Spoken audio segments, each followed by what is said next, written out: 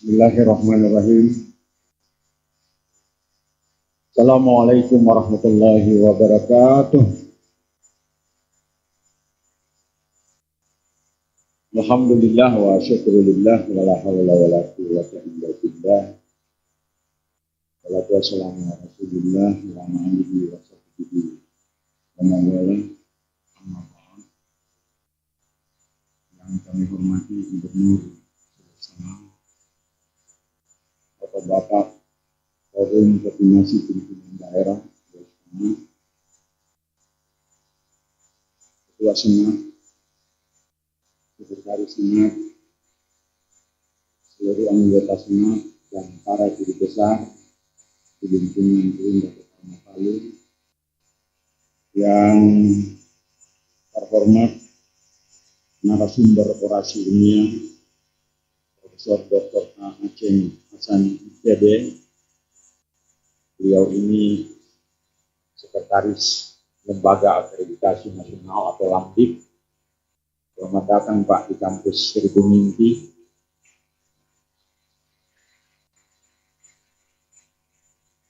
Yang terhormat para pimpinan perguruan tinggi se-Kota Palu, Ibu Dharma Wanita Persatuan Uin Dato' Karma Palu, Ibu Faedah Lukman Tahir, dan seluruh anggota yang hadir pada hari ini, para mitra kerja Uin Dato' Karma Palu, para orang tua, wali, dan segenap wisudawan dan wisudawati yang kami cintai. Alhamdulillah atas rahmat dan karunia Allah Subhanahu wa Ta'ala, serta atas berkah keagungan Nabi Muhammad SAW. Hari ini kita hadir di majelis yang mulia ini untuk mengikuti sidang senat terbuka wisuda ke-7 Uin Dato' Karma Palu. Sidang ini menjadi istimewa dan sekaligus menjadi kado terindah bagi seluruh sivitas akademika dan masyarakat Sulawesi Tengah. Karena pada tanggal 9 Agustus kemarin, saya dikontak oleh Menteri Agama Republik Indonesia, Bapak Yakul Khalil Qaumas, memberi kabar gembira dan ucapan selamat kepada Uin Dato' Karma Palu atas terbitnya Peraturan Menteri Agama RI Nomor 10 Tahun 2024 tentang perubahan aturan Menteri Agama Nomor 30 Tahun 2021 tentang organisasi dan tata kerja Universitas Islam Dato' Karma Palu. Dengan keluarnya peraturan baru ini, kalau sebelumnya Uin Dato' Karma Palu hanya memiliki 4 fakultas, yaitu Fakultas Tarbiyah dan Ilmu Keguruan, kedua Fakultas Syariah, ketiga Fakultas Usuluddin Adab dan Dakwah, dan keempat Fakultas Ekonomi dan Bisnis Islam. Maka saat ini Uin Dato' Karma Palu bertambah 2 fakultas baru, sehingga menjadi 6 fakultas dan 1 program pasca sarjana. 2 fakultas yang baru itu adalah Fakultas Dakwah dan Komunikasi Islam dan Fakultas Sains dan Teknologi. Kabar baik ini tentunya kita sambut dengan penuh kebahagiaan, diikuti ungkapan rasa syukur dan ucapan terima kasih yang setinggi-tingginya kepada Bapak Yakul Khalil Qaumas dan seluruh jajarannya di Kementerian Agama Pusat atas perjuangan, dedikasi, dan sikap peduli beliau untuk mewujudkan harapan seluruh sivitas akademika Uin Dato' Karma Palu dan tentunya masyarakat Sulawesi Tengah. Hadirin yang berbahagia, izinkan kami secara singkat memaparkan progres yang telah dan akan dilakukan Uin Dato' Karma Palu beberapa tahun ke depan. Pertama, saya pribadi dan atas nama Rektor serta seluruh sivitas akademika mengucapkan terima kasih banyak kepada Gubernur Sulawesi Tengah, Bapak Haji Rusdi Mastura, atas sumbangsinya yang luar biasa kepada Uin Dato' Karma Palu dengan menghibahkan lahan di kampus 1 ini sebesar 5.115 meter bujur sangkar. Dan pemerintah daerah juga memberikan kami hibah penelitian dan pengabdian masyarakat itu sebesar 3,5 miliar. lahan ini rencana akan dibangun gedung terpadu yang di dalamnya ada teater budaya Islam. Di dalamnya juga ada Museum Dato Karama dan di dalamnya juga ada gedung perkuliahan. Kedua, untuk peningkatan sumber daya manusia, sebagai rektor yang saat ini baru memasuki pengabdian 10 bulan, kami menargetkan akan mencetak 50 lulusan doktor S3 dan 62 dosen yang saat ini sedang dan akan mengikuti kuliah di berbagai bidang keilmuan. Dan alhamdulillah sudah 15 orang yang baru saja selesai. 35 orang yang sedang kuliah, sisanya 12 orang sudah kami tanda tangani untuk proses izin di pusat. Itu artinya di tahun 2027, UIN Dato Karama Palu akan memiliki 138 dokter. Jika dijumlahkan dengan yang ada sekarang ini, kurang lebih 88 dokter. Sementara untuk guru besar, ini bisa dilihat gambar-gambar ini calon-calon guru besar. Sementara untuk guru besar, dari 6 yang sudah ada saat ini, dan dari 26 yang eligible atau layak menurut data Sister Kemendikbud menjadi guru besar, 10 diantaranya kami targetkan menjadi guru besar di masa kepemimpinan saya. Insya Allah tahun ini 2 orang. 1 orang baru saja dikukuhkan, yaitu Profesor Dr. Hamlan MAG. Silakan berdiri, Bu.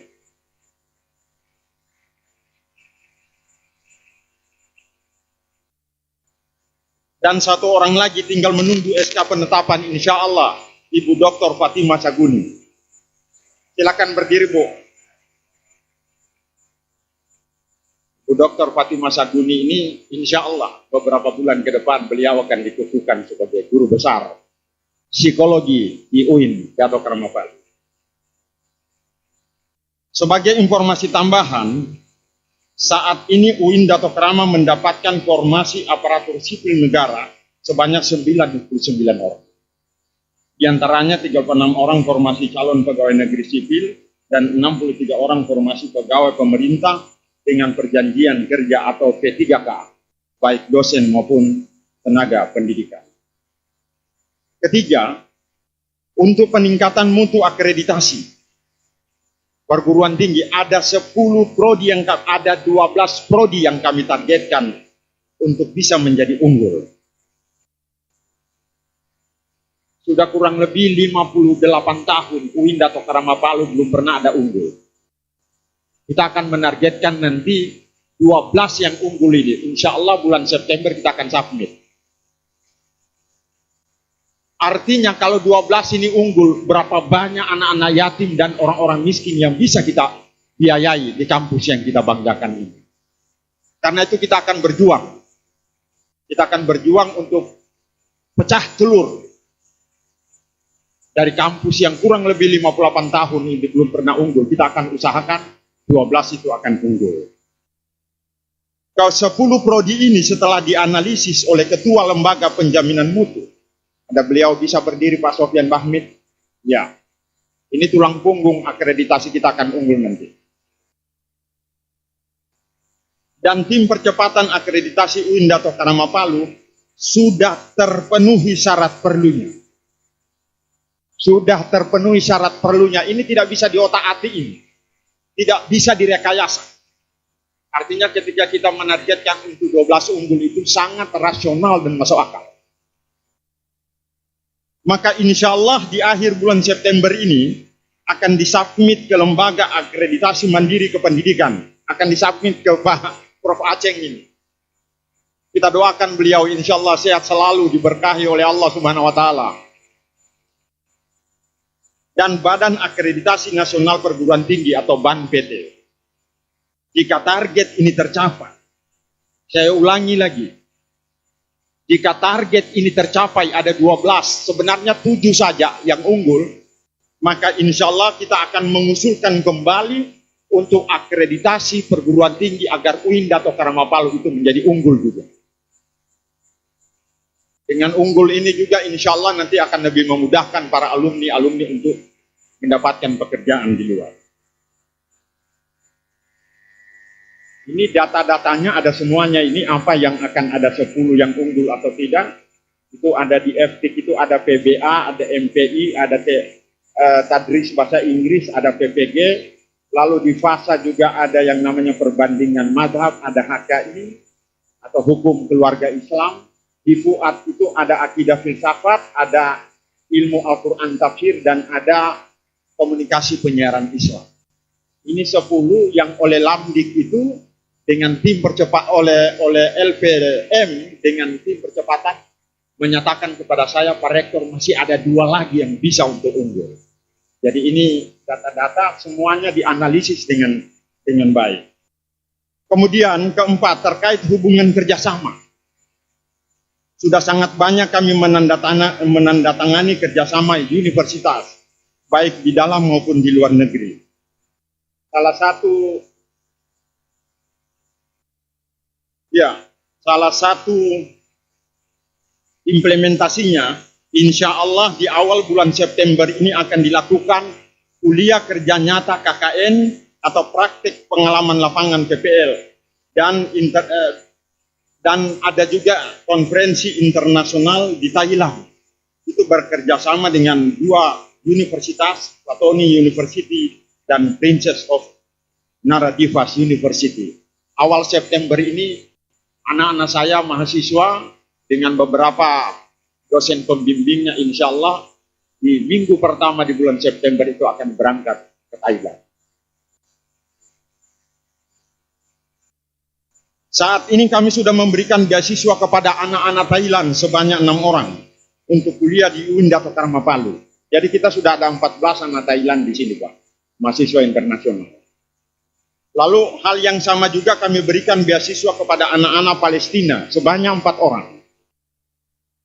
2 kuota untuk S1 dan 2 kuota untuk program pasca sarjana. Kesepakatan beasiswa untuk anak-anak Palestina ini ditandatangani pada tanggal 29 Juli kemarin di kampus, di gedung yang kita cintai ini, antara Rektor UIN Dato Karma Palu dengan Duta Besar Palestina. Bapak Gubernur, hadirin serta wisudawan dan wisudawati yang berbahagia. Hari ini seluruh sivitas akademika UIN Dato Karma Palu sangat bahagia dan dengan penuh kebanggaan mempersembahkan 1024 orang wisudawan dan wisudawati yang berhasil menamatkan pendidikan mereka di 4 fakultas dan 1 program pasca sarjana UIN Dato Karma Palu. Angka 1.200 ini seperti angka 1.000 mimpi. Baru pertama kali terjadi selama ada UIN atau ada STAIN, IAIN, dan UIN Dato Karma Palu. Belum pernah terjadi ini, Pak. Ini belum pernah terjadi, ini sesuatu yang sangat luar biasa. Karena itu kami atas nama Rektor juga meminta maaf kepada orang tua yang di lantai 1 di bawah ini sedang menyaksikan juga kegiatan ini. Karena gedung ini tidak mampu untuk menampung ribuan orang untuk bersama-sama di tempat yang ada di sini. Karena itu tentunya kami memohon dari hati yang sangat dalam untuk meminta maaf kepada orang tua dari anak-anak wisudawan pada hari ini. Saya percaya dengan bekal ilmu dan akhlak serta skill yang mereka dapati di kampus ini, mereka siap mengabdikan dirinya untuk agama, bangsa, dan negara. Memang tidak dapat dipungkiri bahwa akhir-akhir ini ekosistem pendidikan menghadapi banyak tantangan, baik di level global maupun nasional.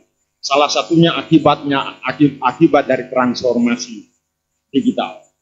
Transformasi dan disrupsi teknologi digital melalui perkembangan kecerdasan buatan merupakan bentuk kemajuan teknologi ibarat pedang bermata 2. Di satu sisi kehadiran teknologi memberikan peluang munculnya sistem kemudahan bagi pekerjaan manusia, tetapi di sisi lain juga mengancam keberlangsungan pekerjaan, termasuk dalam hal ini pengambil alihan profesi-profesi dan kepakaran manusia.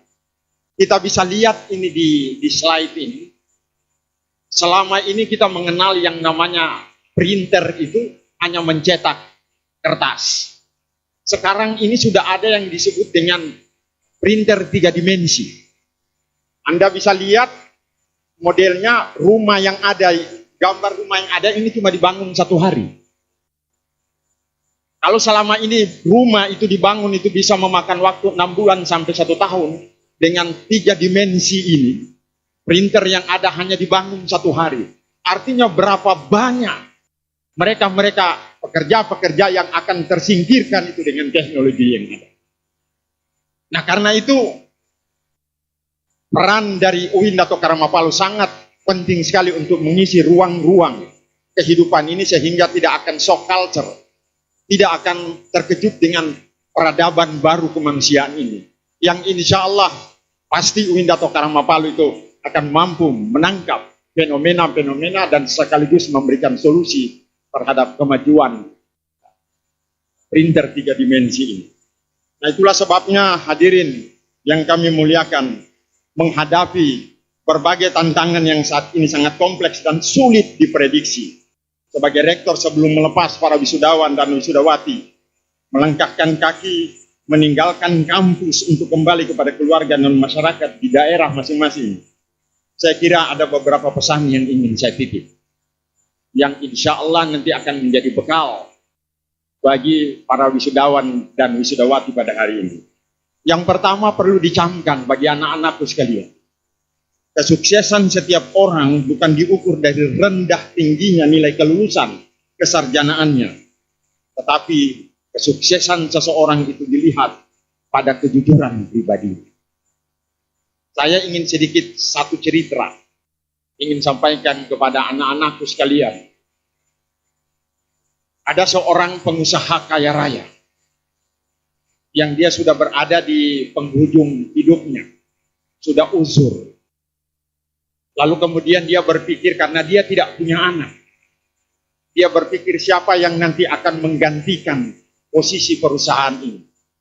Maka dia mencoba untuk memanggil 10 manajernya yang ada.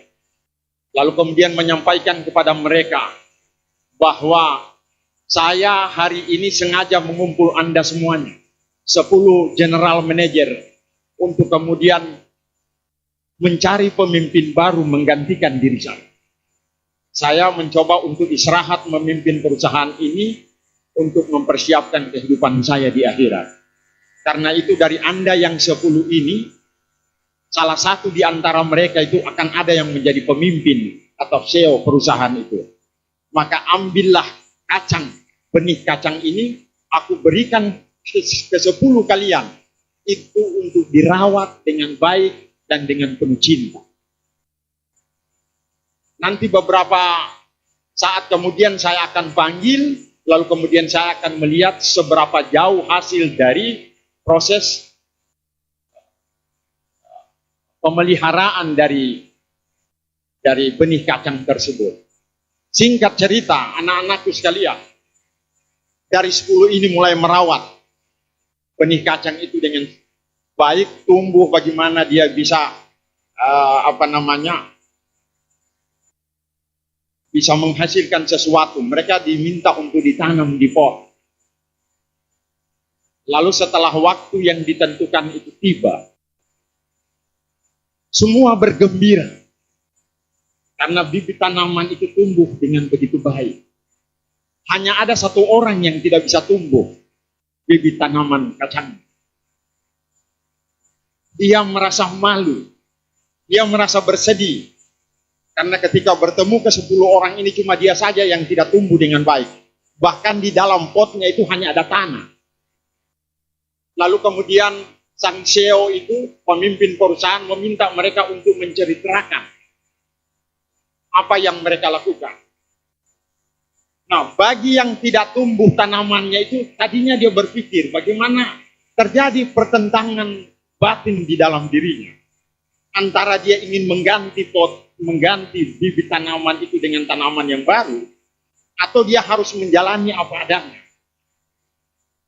Berperang dalam batinnya antara menginginkan sesuatu itu dengan baik, atau kemudian dia mendapatkan CEO itu dengan cara yang curang.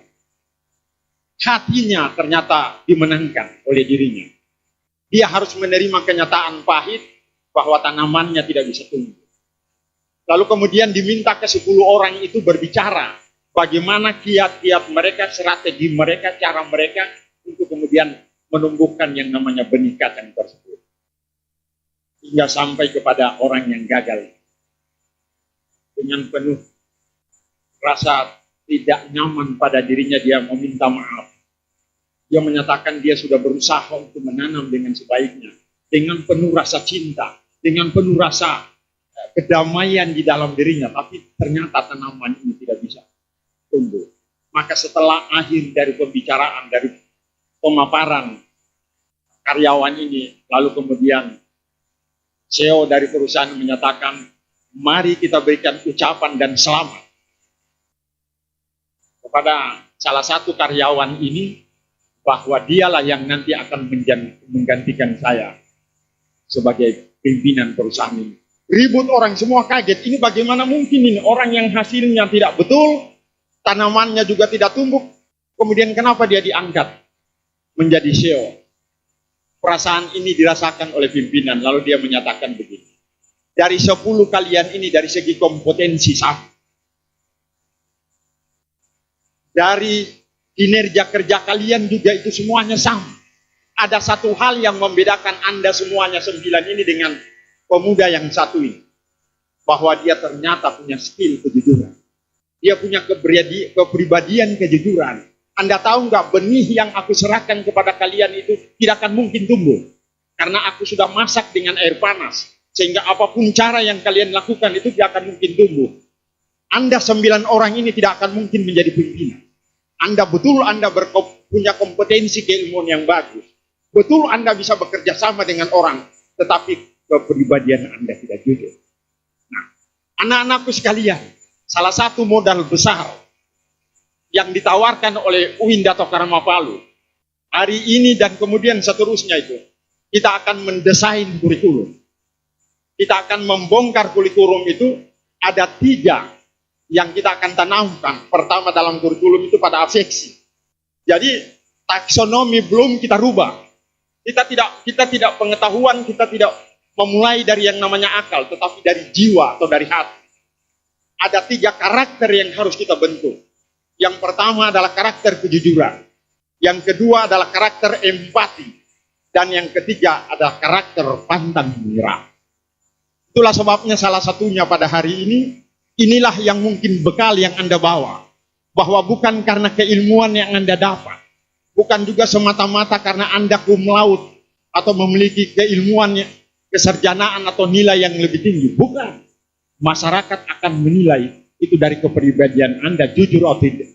Kalau Anda tidak akan jujur, maka itu artinya 1000 kebenaran akan dihancurkan dengan satu kebohongan. Karena itu kita lihat ada beberapa pernyataan ini. Honesty is the first chapter in the book wisdom. Kejujuran adalah bab pertama dari buku kebijaksanaan. Ini ditulis oleh Thomas Jefferson. One lie ruins 1,000 rust. Ini ada pepatah Ghana yang menyatakan satu kebohongan akan menghancurkan 1000 kebenaran. Dan yang terakhir ini, no legacy is so rich is honesty. Tidak ada kekayaan sejati itu kecuali dengan kejujuran. Ini Rektor UIN Dato Karama Palu. Jadi anak-anakku, ini yang pertama pesan saya. Kemudian yang kedua pesan saya, kalau Anda ingin menemukan jalan pekerjaan yang cepat dan kebahagiaan hidup yang sejati, milikilah kemampuan untuk merasakan maupun memahami perasaan, pikiran, dan pengalaman orang lain. Kemampuan ini yang disebut dengan kemampuan empati. Salah satu aspek terpenting dalam menjadi manusia adalah mampu menjalin hubungan atau empati. Mampu dan berhasil membentuk dan memelihara hubungan. Dan inti dari kemampuan tersebut adalah kemampuan untuk menempatkan diri Anda pada posisi orang lain. Untuk kemudian melihat dunia sebagaimana mereka melihatnya. Bukan sebagaimana kita yang melihatnya. Itulah empati. Empati is forgetting oneself in the joys and sorrow of another. So much so that you actually feel that the joy of sorrow experienced by another is your own joy and sorrow. Empati adalah melupakan diri sendiri di tengah suka dan duka orang lain. Saya ulangi lagi, empati adalah melupakan diri sendiri di tengah suka dan duka orang lain. Sedemikian rupa sehingga Anda benar-benar merasakan bahwa suka dan duka yang dialami orang lain adalah suka dan duka Anda sendiri. Hadirin yang kami muliakan, para wisudawan dan wisudawati yang berbahagia. Akhirnya atas nama pribadi, Rektor dan seluruh sivitas akademika UIN Dr. Karamapalu mengucapkan selamat kepada para wisudawan wisudawati program sarjana, program sarjana, magister dan doktor atas keberhasilan menyelesaikan studi yang kita cintai ini di kampus Seribu Mimpi UIN Dr. Karamapalu.